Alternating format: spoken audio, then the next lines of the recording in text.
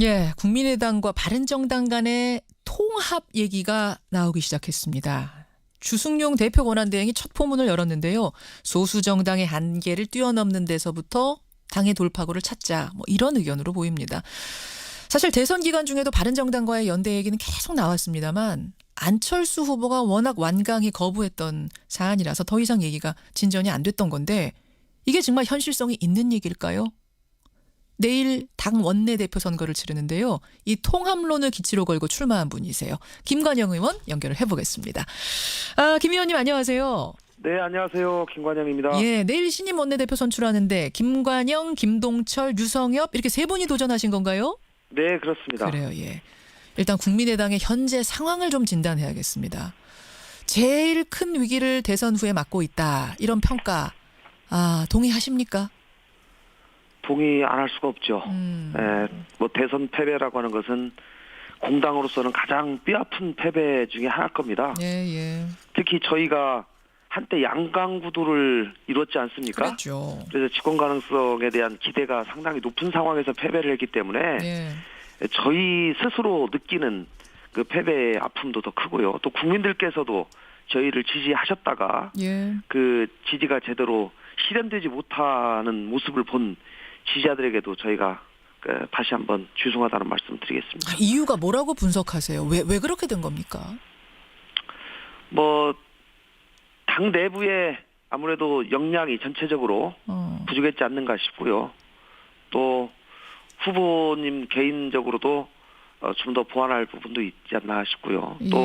또 기존 정당이 또 진보 보수 양 극단의 프레임을 마지막에 강하게 드라이브를 하면서 또 국민들을 진보와 보수로 또 이렇게 나누는 과정에서 이 중도 개혁 세력이 설 자리가 상당히 줄어들지 않았나 싶습니다. 그런 분석. 자, 그래서 이 상황에서 국민의당은 벗어나야 된다. 하루빨리 벗어나야 된다 하면서 해법을 제시하기 시작하셨는데 김관영 의원은 제3의 길에 해법이 있다. 그러셨어요? 네네. 이게 무슨 말씀입니까?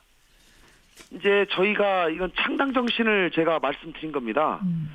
저희 국민의당이 창당을 할 때 양당 기득권 정치 또 양극단의 정치를 극복하고 국민들에게 실용주의적인 또 실사구시를 가장 최우선으로 하는 민생정당을 지향하겠다라고 얘기를 했거든요. 그것은 이념을 지향하는 것이 아니라 민생을 지향하겠다라고 하는 창당 정신을 말씀을 드린 건데요. 저희가 한 번의 성공과 한 번의 실패 경험을 했다고 생각합니다. 총선, 대선. 예, 그러면서 그 과정을 통해서 여전히 국민들께서는 이념이 아니라 먹고 사는 문제, 민생의 문제에 집중하는 그런 정당을 원하고 계시는 것을 보았기 때문에 여전히 그 길을 더 강화하고 더 크게 해야 될 필요가 있다 이렇게 생각합니다. 이념이 아니라 실제, 실용성, 실사구시의 어떤 목표를 둔 당이란 말씀을 하셨어요.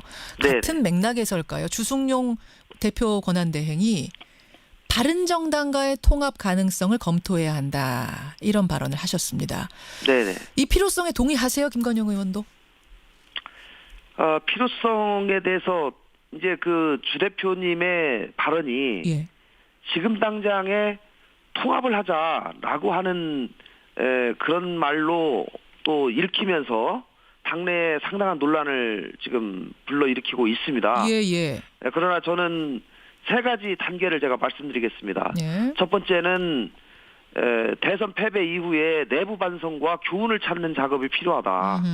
그리고 당 내부의 의원과 지역위원장들을 통한 치열한 토론을 통해서 이 문제를 공론화하고 바른정당과의 연대를 어떤 방식으로 할 것인가에 대한 내부의 의견을 취합하는 것이 중요하다. 잠깐만, 그러니까 연대를 할지 말지부터 논의하자는 거예요? 아니면 연대는 해야 하는데 그 방법을 논의하자는 말씀이세요? 그것도 마찬가지입니다. 둘 다 포함해서? 연대를 할지 말지의 여부를 포함해서 연대를 하게 되면 어느 정도로 어떤 방식으로 할 것인지까지 공론화해서 내부에서 전 결정을 해야 된다고 생각합니다. 그리고 저 개인적으로는 지금 상황에서는 서로 양당이 걸어온 길이 상당히 다르기 때문에 정책 공조를 통해서 신뢰 회복을 하는 것이 먼저다. 그리고 신뢰 회복하는 과정을 통해서 예. 더 깊은 공조 방안을 협의해 나가는 것이 맞지. 지금 뭐 연애도 하지 않고 결혼하는 그런 식의 지금 당장의 통합을 얘기하는 것은 아직은 너무 빠르지 않는가 싶습니다. 아, 그러면은 잠깐만요. 할지 말지에 대해서부터 논의하자 요 차원에서 김관영 의원 개인적으로는 일단 연애 해보자.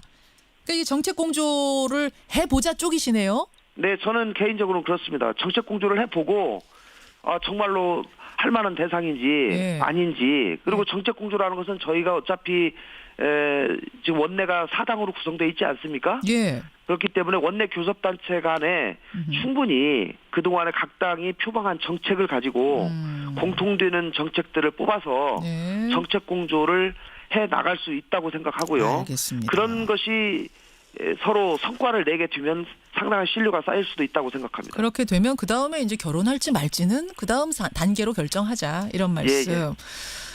근데 연애 해보자. 정책 예. 공조 해보자라는 단계에 대해서도 좀 부정적으로 보고 계시는 분들이 당내에 계세요. 네네. 왜냐하면 바른정당은 어쨌든 새누리당에 뿌리를 둔 당 아니냐. 예. 왜냐하면 아무래도 호남을 지지 기반으로 둔 국민의당으로서 상당히 부담스러운 일, 공조, 연대도 상당히 부담스러운 거 아니냐 이런 의견 어떻게 보세요? 저는 이제 그분들께는 제가 이 국회의 현실을 우리가 무시할 수가 없다라는 말씀을 드리면서 설득을 해 나가겠습니다. 왜냐하면 국회에서는 철저하게 예. 지금 현실을 인정하고 상대방을 인정해야지만이 뭔가 성과를 낼 수 있는 것이 아니겠습니까? 당신들하고는 절대로 얘기하지도 않겠다, 타협하지 않겠다라고 하면 예. 국회가 마비될 수밖에 없는 것이죠.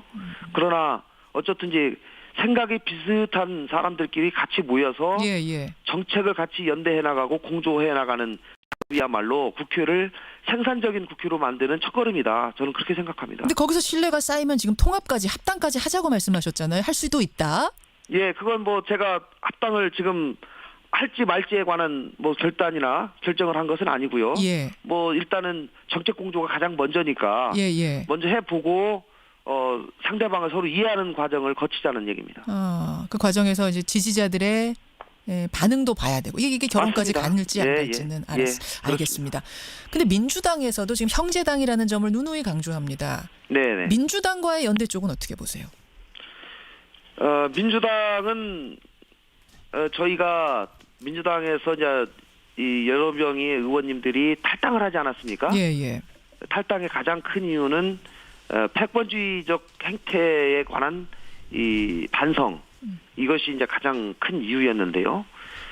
그런 부분에 대한 상당한 개선 노력이 필요하다고 생각하고요. 아직 그 부분이 개선되지 않았기 때문에 만족할 저는 만큼 그렇게 보세요? 나름의 개선 노력을 하고는 있지만 여전히 저는 상당히 크게 여전히 남아있다라고 저는 보고 있습니다. 어쨌든지 민주당 입장에서는 지금 의석이 120석이기 때문에 다른 정당과 연대가 불가피하고요. 만약에 연대를 해야 한다면 저희 당과 아무래도 그렇죠. 여러 가지 정책이 비슷한 부분이 많기 때문에 저희 당의 공조를 요청할 가능성이 저는 높다고 생각합니다. 예. 그 경우에 어떻게 하시겠어요? 그 경우에.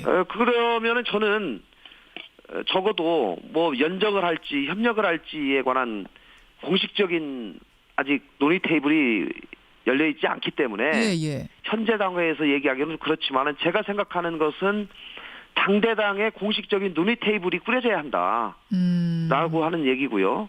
그리고 만약에 뭐 연대를 한다든가 협력을 하게 되면 구체적으로 연정 협약을 통해서 공식화하고 협상을 통해서 그 방식을 구체화해 나가야 된다 이렇게 생각합니다. 아까 전에 그 바른정당하고는 연애에 비유하셨잖아요. 정책에 따라서 연애하듯이 공조해 갈 수 있다. 그러면서 신뢰 쌓아갈 수 있다. 그거하고 비교하면 어떻게 다른 겁니까? 바른정당은 이제 같은 야당이고요. 민주당과는 여당과 야당의 관계가 여야의 있습니다. 관계죠. 그렇죠. 여야의 관계이기 때문에 근본적으로